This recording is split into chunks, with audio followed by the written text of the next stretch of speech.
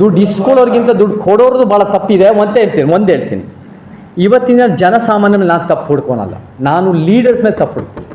ಯಾರು ಇವತ್ತಿನ ದಿನ ಒಂದು ರೀತಿ ಸಮಾಜಕ್ಕೆ ಉತ್ತಮವಾಗಿ ಯೋಜನೆ ತರ್ಬೋದು, ನೀತಿಗಳು ತರ್ಬೋದು, ಕಾನೂನುಗಳು ತರ್ಬೋದು. ಪಕ್ಷದ ಒತ್ತಡ ಇದ್ದರೆ ಪಕ್ಷದಿಂದ ಹೊರಗೆ ಬನ್ನಿ, ಯಾರು ಬೇಡ ಅಂತಾರೆ. ನೀವು ಬಂದು ಕಟ್ಟಿ, ನೀವು ಬಂದು ಜನಜಾಗೃತಿ ಮಾಡಿ. ನಿಮ್ಮ ವೈಯಕ್ತಿಕ ಹಿತಾಸಕ್ತಿಗಳಿಗೋಸ್ಕರ ನೀವು ಕೆಲಸ ಮಾಡ್ತಿದ್ದಾಗ ನೀವು ಪಕ್ಷದ ಒತ್ತಡನ ಪಕ್ಷದ ಮೇಲೆ ತಪ್ಪಾಕಿ ಯಾಕಾಗ್ತೀರ? ನೀವು ಬನ್ನಿ ಹೊರಗೆ, ನನ್ನ ಜೊತೆ ನಿಂತ್ಕೊಳ್ಳಿ.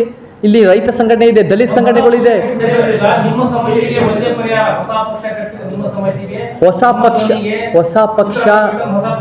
ಹೊಸ ಪಕ್ಷ ಕರ್ನಾಟಕಕ್ಕೆ ಬೇಡ ಅಂತ ಹೇಳ್ತಾ ಇಲ್ಲ. ನಾನು ಯಾವ ವ್ಯಕ್ತಿ ಅಂತ ಹೇಳಿಲ್ಲ. ನಮ್ಮ ಹಿರಿಯರು ಇಲ್ಲಿ ಅವರು ಹೇಳಿದ್ರು ಪಕ್ಷದ ಒತ್ತಡಗಳು ಇರುತ್ತೆ, ಏನು ಮಾಡೋಕ್ಕಾಗಲ್ಲ ಅಂತ ಹೇಳಿದಾಗ ಆ ವ್ಯಕ್ತಿ ಯಾರಿರ್ತಾರೋ ಅವ್ರು ಹೊರಗೆ ಬರಲಿ, ಅವ್ರು ಬಂದು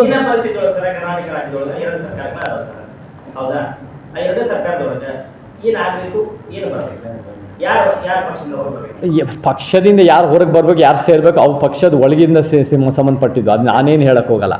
ಆದರೆ ಆ ಪಕ್ಷದ ಸಿದ್ಧಾಂತ ನಾನು ಒಪ್ಪೋನಲ್ಲ. ಇವತ್ತಿನ ದಿನ ಅಧಿಕಾರಕ್ಕೋಸ್ಕರ ಏನು ಬೇಕು 5 ಸ್ಕೀಮ್ ತಂದು, ಹೌದು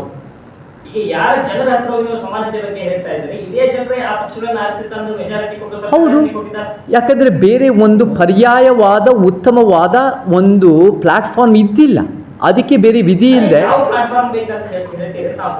ನಮಗೆ ಒಂದು ಅಂಬೇಡ್ಕರ್, ಪೆರಿಯಾರ್, ಕಾಂಶಿರಾಮ್ ಮತ್ತು ಒಂದು ಕುವೆಂಪು ಇಂಥದ್ದೆಲ್ಲ 20ನೇ ಬಾಬಾ ಸಾಹೇಬ್ ಸಂವಿಧಾನ ಬರೆದಿರ್ಬೋದು.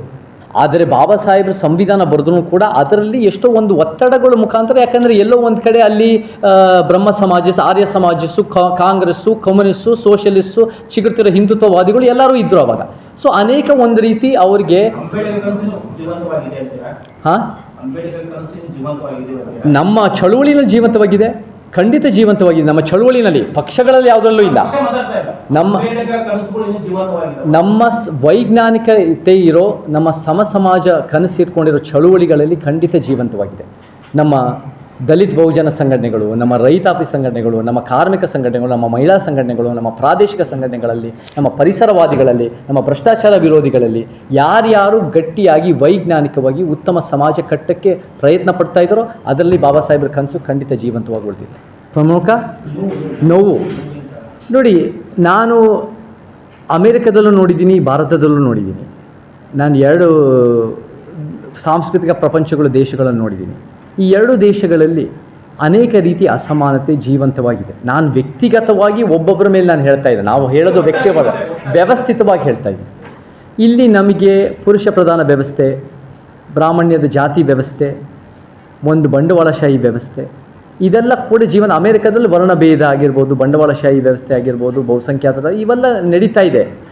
ಇವೆಲ್ಲ ಜೀವಂತವಾಗಿದ್ದಾಗ ನಮಗೆ ನ್ಯಾಯ ಅನ್ನೋದು ನಮಗೆ ಸಿಗ್ತಾ ಇಲ್ಲ. ನಾವು ಇವಾಗ ನೀವೆಲ್ಲ ಸರ್ಕಾರ ಮಾಡ್ತಾ ಇದೆ ಅಂತ ಹೇಳ್ತೀರಾ. ಇವತ್ತು ನಮಗೆ ನ್ಯಾಯ ಅಂದರೆ ನಾವು ವ್ಯಾಖ್ಯಾನಿಸೋದು ಇತಿಹಾಸದ ತಪ್ಪುಗಳನ್ನ ಸರಿಪಡಿಸೋದು, ಇತಿಹಾಸದ ತಪ್ಪುಗಳನ್ನ ಸರಿಪಡಿಸಿ ಒಂದು ಉತ್ತಮ ಸಮಾಜ ಕಟ್ಟೋದು. ಇವಾಗ ಹಿಂದುತ್ವಗೂ ಅವ್ರದ್ದೇ ಆದ ನ್ಯಾಯ ಇದೆ, ಬಟ್ ಅವ್ರದ್ದು ಅವೈಜ್ಞಾನಿಕ ಇದೆ. ಕಮ್ಯುನಿಸ್ಟ್ಗೆ ಅವ್ರದ್ದೇ ಆದ ನ್ಯಾಯ ಇದೆ, ಆದರೆ ಅವ್ರದ್ದೇ ಆದ ಒಂದು ಸೀಮಿತ ಆಗಿದೆ ಬಂಡವಾಳಶಾಹಿ ವ್ಯವಸ್ಥೆ. ಇಡೀ ಅಸಮಾನತೆ ವ್ಯವಸ್ಥೆ ವಿರುದ್ಧ ನ್ಯಾಯ ಪರಿಕಲ್ಪನೆ ಇರೋದು ಒಂದು ಅಂಬೇಡ್ಕರ್, ಪೆರಿಯಾರ್, ಕಾಂಶಿರಾಮ್.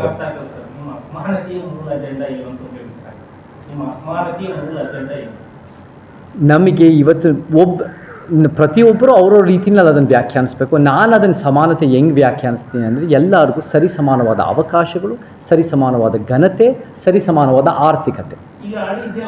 ಅರ್ಹತೆ ಅನ್ನೋದು ಮೆರಿಟ್ ಅಥವಾ ಯೋಗ್ಯತೆ, ಪ್ರತಿಯೊಬ್ಬ ಮನುಷ್ಯನಿಗೂ ಸರಿ ಸಮಾನದ ಅರ್ಹತೆ ಇದೆ.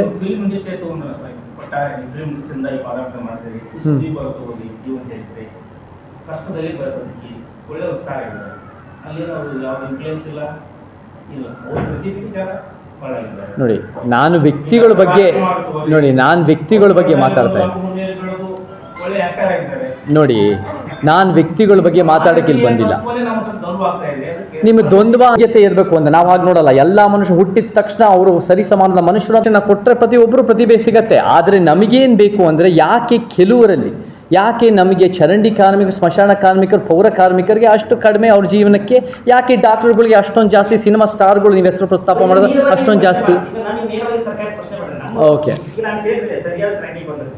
ಇದನ್ನ ನೇರವಾಗಿ ಪ್ರಶ್ನೆ ಮಾಡಬಹುದು. ನಾನು ನೇರವಾಗಿ ಸರ್ಕಾರ ಪ್ರಶ್ನೆ ಮಾಡ್ತಾ ಇವಾಗ ಫಾರ್ ಎಕ್ಸಾಂಪಲ್ ನಮಗೆ ಒಳ ಮೀಸಲಾತಿ ಬೇಕು, ಇವತ್ತು ದೊಡ್ಡ ಪ್ರಮಾಣದ ಹೋರಾಟ ಬರ್ತಾ ಇದೆ. ತಮ್ಮ ಕನಸು ಸಮಾಜ ಬೇಕಾಗಬೇಕಂತೀರಾ? ಎಲ್ಲರಿಗೂ ಸಮಾನತೆ. ಈಗ ಎಲ್ಲ ನರೇಗಾ ಯೋಜನೆ ಇದೆ, ಪ್ರತಿಯೊಬ್ಬರಿಗೂ ಈಗ ಪ್ರಧಾನಮಂತ್ರಿ ಸಂಬಳ ಬೇರೆ ಇದೆ, ನೋಡಿ ಹೆಚ್ಚುವರಿ ಬೇರೆ ಇದೆ, ಶಾಸಕರಿಗೆ ಬೇರೆ ಇದೆ. ನಮ್ಮ ಪ್ರಕಾರ ಎಲ್ಲ ಉದ್ಯೋಗನೂ ನೋಡಿ ನೋಡಿ ನೋಡಿ ಒಂದು ಹೇಳ್ತೀನಿ, ನಮ್ಮ ಪ್ರಕಾರ ನಮ್ಮ ಅದು ಸಂವಿಧಾನ ನಿಯಮಗಳಂತ ಅಲ್ಲ, ನಮ್ಮ ವ್ಯಾಖ್ಯಾನದ ಪ್ರಕಾರ ಸಂವಿಧಾನದಲ್ಲಿ ಎಲ್ಲರ ಉದ್ಯೋಗನೂ ಸರಿ ಸಮಾನವಾದ ಘನತೆ ಆರ್ಥಿಕತೆ ನಾವು ರೂಪಿಸ್ಬೇಕು, ಆ ಹಾದಿನ ನಾವು ನಡಿಬೇಕು. ಇವತ್ತು ನೋಡಿ ನಾನು ಅಂಬೇಡ್ಕರ್ನ ಓದ್ದಷ್ಟು, ನಾನು ಪೆರಿಯಾರ್ನ ತಿಳ್ಕೊಂಡಷ್ಟು, ನಾನು ಬಸವ ವಚನ ಸಾಹಿತ್ಯವನ್ನು ಓದ್ದಷ್ಟು, ನಾನು ಕುವೆಂಪುನ ಓದ್ದಷ್ಟು ನನಗೆ ಗೊತ್ತಾಗಿದೆ ಈ ಅಸಮಾನತೆಯ ಚೌಕಟ್ಟೇ ನಮಗೆ ನಿಜವಾದ ಶತ್ರು. ಆ ಅಸಮಾನತೆಯ ಚೌಕಟ್ಟನ್ನು ಸರಿಪಡಿಸ್ಬೇಕು ಅನ್ನೋದು ನಮ್ಮ ಮೂಲ ಗುರಿ ಆಗಬೇಕು. ಅದೇ ನಿಜವಾದ ದೇಶ ಪ್ರೇಮ, ಅದೇ ನಿಜವಾದ ದೇಶಭಕ್ತಿ, ಅದೇ ನಮ್ಮ ಸಂವಿಧಾನ ಹೇಳೋದು ಅಂತ ನಾವು ಹೇಳೋಕ್ಕೆ ಇಷ್ಟಪಡ್ತೇನೆ. ಅಲ್ಲಿ ಆ ದಾರಿನಲ್ಲಿ ಹೋಗಬೇಕು, ಅದು ಒಂದು ನಮ್ಮ ಗುರಿ, ಅದು ನಮ್ಮ ಅಸ್ತ್ರ, ಅದು ನಮ್ಮ ಹಾದಿ. ಸಮಾನತೆ ತಲುಪಿದ್ದೀವಿ ಅಂತ ನಮ್ಮ ಹಿರಿಯರು ಇಲ್ಲಿ ಮಾತಾಡ್ತಿದ್ರು, ಆವಾಗ ಸಮಾಜದ ಬೆಳವಣಿಗೆ ನಿಂತೋಗ್ಬಿಡುತ್ತೆ. ಸಮಾನತೆ ಬಂದಿದ್ದೀವಿ ಅಂದಾಗ ಬೆಳವಣಿಗೆ ಆಗಕ್ಕೆ ಸಾಧ್ಯ ಇಲ್ಲ. ನನಗೆ ಎಲ್ಲ ಗೊತ್ತಿದೆ ಅಂದಿದ ತಕ್ಷಣ ಹೊಸದು ಕಲಿಯೋದಿರಲ್ಲ. ಮೂಲ ಪ್ರಶ್ನೆ, ಈ ಹೋರಾಟ ಚಳುವಳಿಗೆ ಪ್ರಮುಖ ಪ್ರೇರಣೆ ಯಾರು? ನನಗೆ ಬುದ್ಧ, ಬಸವ, ಅಂಬೇಡ್ಕರ್, ಪೆರಿಯಾರ್, ಪೂಲೆ, ಕುವೆಂಪು ಈ ಒಂದು ಸಮಾನತಾವಾದಗಳೇ ನಮಗೆ ಖಂಡಿತ. ಅದನ್ನು 21ನೇ ಶತಮಾನಕ್ಕೆ ಕರ್ನಾಟಕಕ್ಕೆ ಹೆಂಗೆ ಕಾರ್ಯರೂಪಕ್ಕೆ ತಂದು ಆಧುನೀಕರಿಸಿ ಅದನ್ನು ಕಂಟೆಕ್ಚುವಲೈಸ್ ಮಾಡೋದು ನಮ್ಮ ಉದ್ದೇಶ. ಕುಂದಗೋಳಲ್ಲಾಗಿರ್ಬೋದು, ಅದು ಇಡೀ ಕರ್ನಾಟಕಕ್ಕಾಗಿರ್ಬೋದು.